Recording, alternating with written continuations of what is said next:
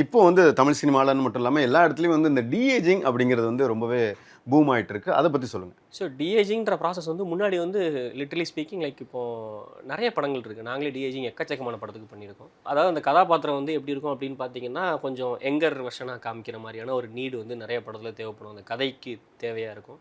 So அதனால் நம்மளை approach பண்ணுவாங்க. ஸோ அவங்க வந்து ஒரு 60 ஏஜில் இருக்கலாம், ஒரு 50ல் இருக்கலாம். நிறைய அவங்கள வந்து ரொம்ப ஒரு 25 ஆர் 30 அரௌண்டு காமிக்கணும் அப்படின்னா, நீங்கள் நிறைய ரிங்கிள்ஸ் ரிமூவ் பண்ணுற மாதிரி இருக்கும். ஸோ இதை வந்து மேனுவலாக பண்ணும்போது ப்ராசஸ் வந்து கொஞ்சம் பெருசு தான் ஆக்சுவலாக. ஸோ நாங்கள் என்ன பண்ணுவோம் அப்படின்னு பார்த்தீங்கன்னா, அந்த முகம் அதாவது ஃபார் எக்ஸாம்பிள் எல்லாத்தோட ஃபேஸில் டிஏஜிங் பண்ணுறதுன்றது கொஞ்சம் டஃப் ஆக்சுவலாக. ஏன்னா முகத்தில் வந்து எக்ஸ்ப்ரெசிவாக இருந்தாங்கன்னா நம்மளுக்கு நிறைய ஒர்க் இருக்குது. ஸோ அதை தாண்டி அவங்களுக்கு உண்டான ஃபேஷியல் ப்ராப்பர்ட்டிஸை பேஸ் பண்ணி காம்ப்ளெக்சிட்டிஸ் வந்து கொஞ்சம் மாறிக்கிட்டே இருக்கும். மேபி ஒரு ஷார்ட்டை பொறுத்த வரைக்கும் எனிவேர் ஃப்ரம் ஒரு 2 டேஸில் ஸ்டார்ட் பண்ணி ஆர் 1 டேயில் கூட ஸ்டார்ட் பண்ணலாம். Depends on the scope of work. So ஒரு 1 டேயில் ஸ்டார்ட் பண்ணி கிட்டத்தட்ட சில ஷார்ட்ஸ் வந்து 25 நாள் கூட பண்ணுறதுக்கு நீட் இருக்கலாம் எனக்கு தெரிஞ்ச வரைக்கும். ஆக்சுவலாக டிபெண்ட்ஸ் ஆன் த காம்ப்ளெக்சிட்டி தான். அண்ட் இதை நான் வந்து ஒரு 2D அப்ரோச்சில் சொல்கிறேன். இப்போ 3D அப்ரோச்லாம் போனோன்னா எனார்மஸ் டைம் பீரியட் தேவைப்படும் ஆக்சுவலாக. ஸோ நான் சொல்கிறது வந்து ஒரு 2D வே ஆஃப் அப்ரோச்சிங் த ஷார்ட்ஸ்னு சொல்லுவேன். அதாவது ஷூட் பண்ண இதில் பண்ணுறது. அதிலே பண்ணுறது ஆக்சுவலாக. இது சில ஷார்ட்ஸ்க்கு வந்து எப்படி நீட் இருக்கும் அப்படின்னு பார்த்தீங்கன்னா, கம்ப்ளீட்டாக அந்த கேரக்டரே 3Dயில் மாடல் பண்ணி திருப்பி உள்ளே இன்சர்ட் பண்ணுற மாதிரி வரும். அப்படி ஏதாவது எக்ஸாம்பிள் என்ன படங்கள்ல? So the curious case of Benjamin பட்டன்னு ஒரு படம் இருக்குது ஆக்சுவலாக. ரொம்ப பெரிய எக்ஸாம்பிள்.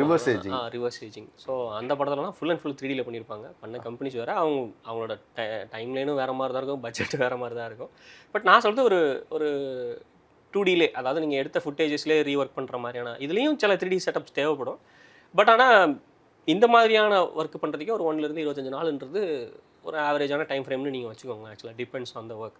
ஸோ அந்த மாதிரி ஒரு ஒர்க் இருக்கிற படங்களுக்குமே வந்து நம்ம ஒர்க் பண்ணி தான் கொடுத்துட்ருப்போம். ஸோ இப்போ இந்த ஏஐ என்ன பண்ணுது அப்படின்னு பார்த்தீங்கன்னா, அதை வந்து ரொம்ப ஏன்னா இது வந்து ஓகே. ஸோ ஏஐயில் வந்து ஒரு 40 வயசு இருக்கால 20 வயசில் காமிக்கிறதுக்கு உண்டான டூல் செட்ஸ் இப்போ நிறைய பேர் இருக்குது. இமேஜஸ்லேயே நீங்கள் அப்லோட் பண்ணிங்கன்னா ஒரு 20 வயசு இருக்கால 60 வயசு ஆளாக மாற்றி காமிக்கிறதுக்கும் இருக்குது.